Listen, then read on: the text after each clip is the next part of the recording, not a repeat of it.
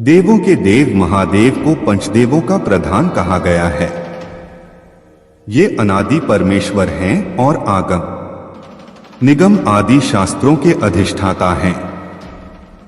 शिव ही संसार में जीव चेतना का संचार करते हैं। इस आधार पर दैवीय शक्ति के जीव तत्व को चेतन करने वाले स्वयं भगवान शिव शक्ति के साथ इस समस्त जगत मंडल व ब्रह्मांड में अपनी विशेष भूमिका का निर्वहन करते हैं। अर्थात मृत्यु को जय करने वाले भगवान महाशंभु को हम नमन करते हैं, जिन्होंने नीलकंठ स्वरूप को धारण करके संसार के समस्त गरल विष को शमन किया है।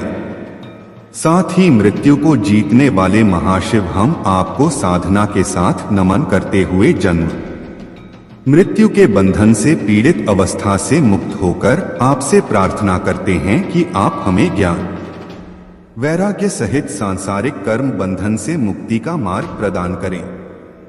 कल्पांतरों के अंतर्गत ऐसे कई कल्प व युग बीत चुके हैं जिसमें भगवान शिव की प्रभुसत्ता विशेष रूप से दृश्य होती है। शिव महापुराण के अनुसार वेद के अधिष्ठात्र ब्रह्मा जी को वेद का ज्ञान कराने वाले और वेद ग्रंथ देने वाले स्वयं भगवान शिव ही हैं। वे ही साक्षात ईश्वर हैं जिन्होंने सृष्टि के तीनों अनुक्रमों को स्थापित किया है। पौराणिक मान्यता के अनुसार सर्वप्रथम ज्योति स्तंभ का उल्लेख प्राप्त होता है। कोटि रुद्र संहिता तथा शत रुद्र संहिता में भगवान शिव के परम प्रकाशमयी तेजोमयी दिव्य तेज का पुंज जागृत हुआ, जिसके द्वारा विष्णु जी की उत्पत्ति हुई। विष्णु के द्वारा नाभि कमल पर ब्रह्मा जी की उत्पत्ति का उल्लेख प्राप्त होता है। शिव ही संसार में जीव चेतना का संचार करते हैं। ब्रह्मा द्वारा सृष्टि की उत्पत्ति का उल्लेख एवं सृष्टि का संचार क्रम शिव से है। शिव प्रथम, विष्णु द्वितीय तथा ब्रह्मा तृतीय स्थान पर हैं, किंतु सांसारिक मान्यता में ब्रह्मा प्रथम, विष्णु द्वितीय तथा शिव तृतीय प्रलयंकारी के रूप में माने जाते हैं।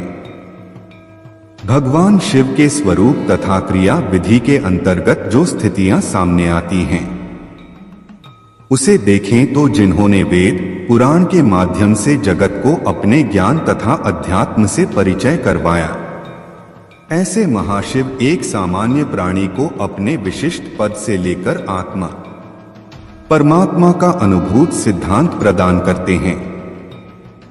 संसार सहित ब्रह्मांड के कालक्रम सिद्धांत के अनुसार संसार के भरण पोषण आदि क्रम को वेदों के माध्यम से अन्य देवताओं की नियुक्तियों द्वारा संपादित करने की अवस्था का अनुक्रम दिया गया है। परम शक्ति महाशिव के तीनों गुणों का उल्लेख समयानुसार युग परिवर्तन के माध्यम से सात्विक, राजसी एवं तामसी स्वरूप में दिखाई देता है।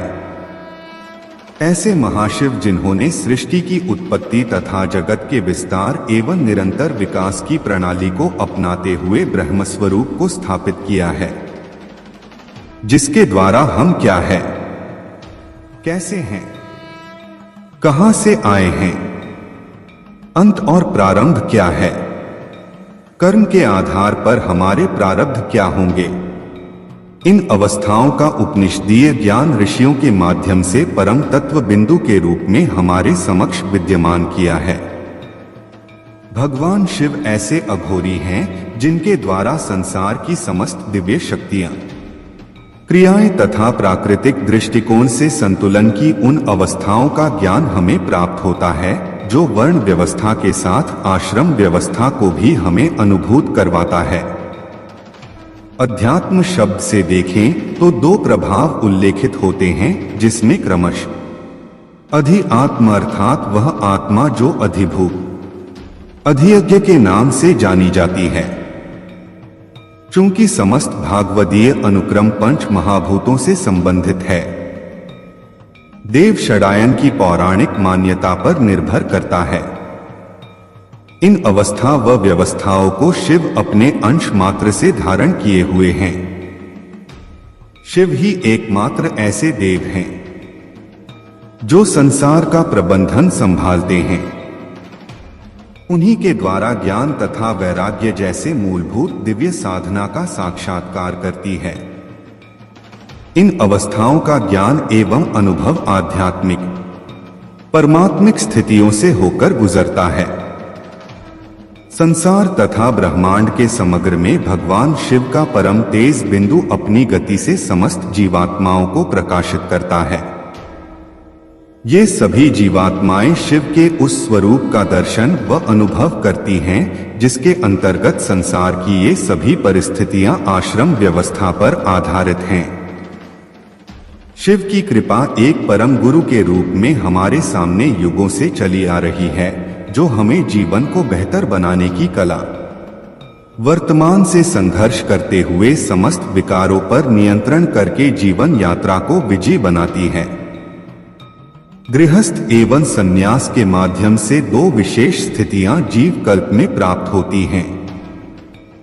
दोनों का ध्येय शिव के परम दर्शन प्राप्त कर सांसारिक यात्रा को विराम देकर जीवन मृत्यु के बंधन से मुक्त होने का प्रयास ही माना जाता है। पूरा वीडियो देखने के लिए दिल की गहराई से शुक्रिया, धन्यवाद।